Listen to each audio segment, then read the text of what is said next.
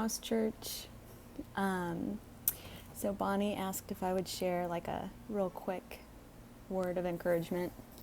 And immediately I thought of the story in Matthew 14, I've got my phone to look it up, where the disciples are on the boat and they see Jesus. They think he's a ghost, and they figure out it's him. He says, take courage, it is I, don't be afraid.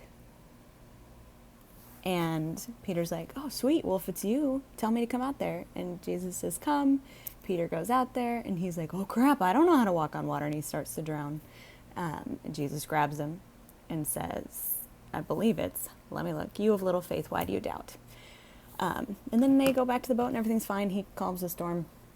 But I was just thinking about how much text lacks tone, and how much I have read that story as Jesus in the voice of like my inner critic and internal parent, like, oh, you of little faith, what's wrong with you? Like, why don't you trust me? What's wrong with you?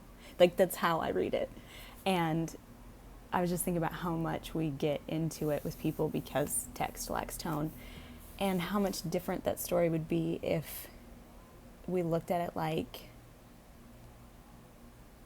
he pulled Peter out of the water and was like, hey, you of little faith, which is not a good thing or a bad thing. It's just a thing that Peter did not have enough faith to walk on water. Why did you doubt me? I got you, dude. I got you.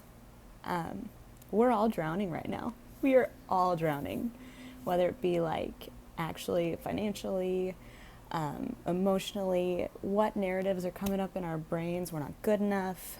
We're failures. This is our fault. We're letting our kids down. We're letting our families down. Everyone's drowning. Nobody knows how to walk on water. This is unprecedented. And how can we hear somebody saying, hey, you've got this. I got you. And can we do that for ourselves, where we just don't go anywhere? We pull ourselves out of the water, or we reach out to somebody who will pull us out of the water, or will hold our hands so we don't drown. That's kind of what came up for me today. So